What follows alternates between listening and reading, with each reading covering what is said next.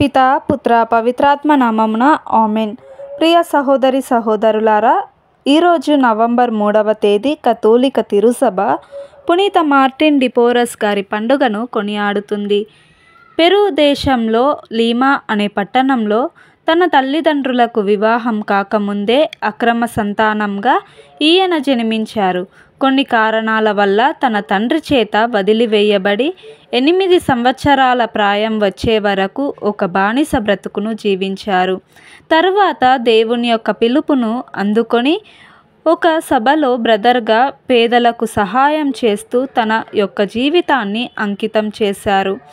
ఈయన జీవితం చూసి మనం అందరం కూడా మన జీవితంలో ఊహించినటువంటి కష్టాలు, లోటుపాటులు ఎదురైనప్పుడు దేవుని యందు విశ్వాసాన్ని, నమ్మికాన్ని కోల్పోకుండా తన సమయంలో దేవుడు మనలను ఉన్నత స్థాయిలో లేవనెత్తుతాడు అని ఈ పునీతుని యొక్క జీవితం మనకు నేర్పిస్తుంది.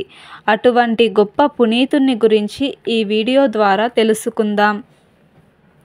పునీత మార్టిన్ డి పోరస్ గారు పెరు దేశంలోని లీమా అనే పట్టణంలో 1579న నవంబర్ 9న జన్మించారు.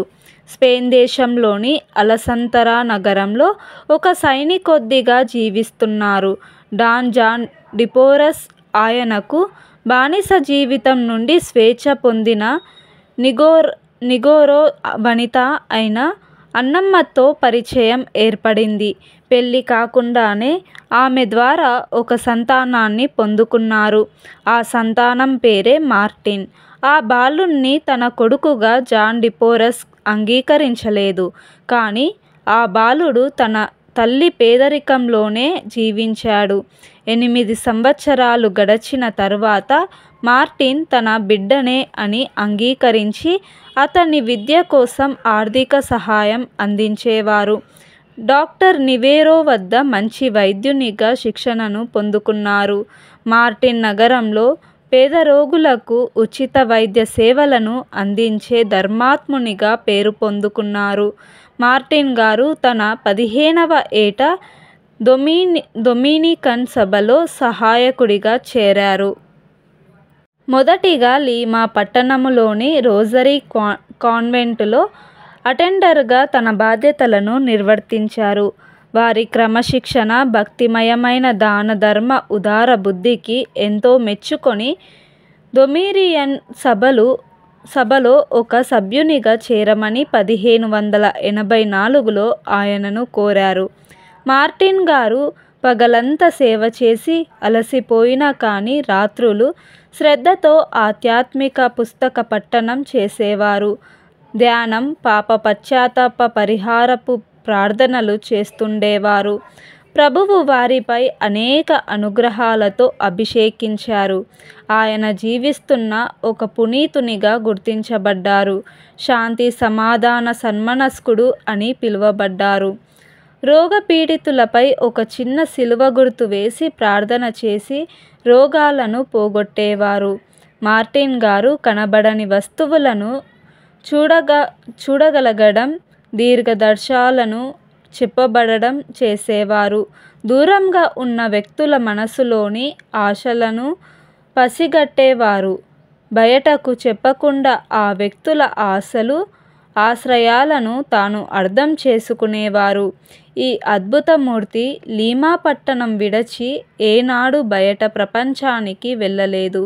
కానీ మార్టిన్ గారు చైనా, జపాన్, ఫ్రాన్స్ దేశాలలో కూడా భౌతికంగా ఉండి పేద రోగులు, నిరాశతో దిక్కులేక జీవిస్తున్న వారిని ఆదర్శించి వారికి మంచి జీవితాన్ని ప్రసాదించారని చరిత్ర చెబుతుంది. మార్టిన్ గారి చుట్టూ సన్మనస్కులు కూడి ఉన్నట్లు దేవుని కృప వల్ల డొమినికన్ సభ సభ్యులు కొన్ని సందర్భాలు కనులారా వీక్షించారు. ఆ పుణ్యాత్ముడు ధ్యానంలో ఉన్నప్పుడు వారి శరీరంపై వెలుగు స్పష్టంగా గోచరించేది. పునీత మార్టిన్ గారు మఠవాసులకు సందేశాలను ఇచ్చేటప్పుడు ఎన్నో అసాధారణమైన సూచనలను ఇచ్చేవారు. ప్రజలు విశ్వాసంలో జీవించి వారిని సంసిద్ధపరచే మార్టిన్ గారు తమ అమూల్యమైన సమయాన్ని గడిపేవారు. ఎవరి పట్ల అశ్రద్ధ చూపక అన్ని జాతుల వారిని, వర్గాల వారిని సమదృష్టితో చూసి వారిని కీర్తించేవారు. మార్టిన్ గారు ఒక ప్రక్క వైద్యశాల నెలకొల్పి సేవలందిస్తూనే మరొక్క పక్క పట్టం తరపున ఒక అనాథ ఆశ్రమమును నిర్వర్తించారు.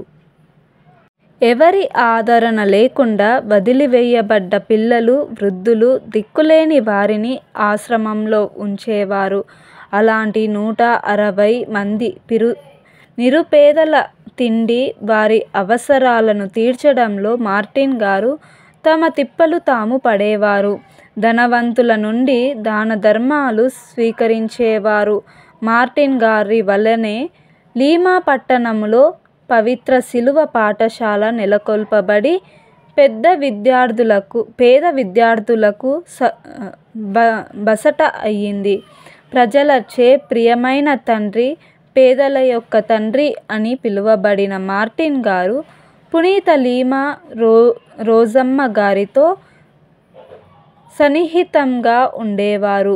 మార్టిన్ గారు తమ 70వ ఏట లీమా పట్టణంలోని రోజరీ కాన్వెంటులోనే 1639 నవంబర్ 3న తమ అంతిమ శ్వాసను విడిచి ప్రభువును చేరుకున్నారు. మార్టిన్ గారి 25వ వర్ధంతి సందర్భంగా సమాధి తెరచి చూడగా వారి శరీరం జీవించి ఉన్నదాని వలె మృదువుగా ఉండి ఏమాత్రం చెడిపోకుండా ఉండడం పెద్ద అద్భుతం. ఈ గొప్ప పునీతునికి 1962లో 23వ జాన్ పోపు గారిచే పునీత పట్టం ఇవ్వబడింది. ప్రార్థించుదము. ఓ ప్రభువా, పునీత మార్టిన్ డిపోరస్ గారిని ఈరోజు మేము కొనియాడడానికి మాకు ఒక పునీతునిగా ఇచ్చినందులకు మీకు కృతజ్ఞతలు తెలుపుచున్నాము.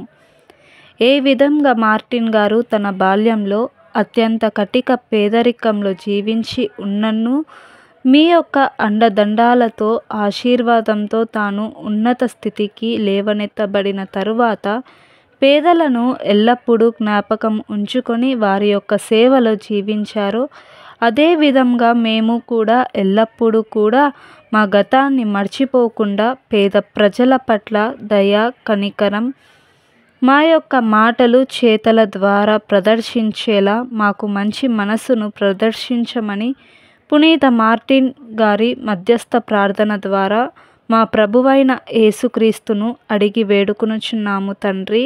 ఆమెన్. పునీత మార్టిన్ డిపోరస్ గారా మా కొరకు ప్రార్థించండి. పితా, పుత్ర, పవిత్రాత్మ నామమున ఆమెన్.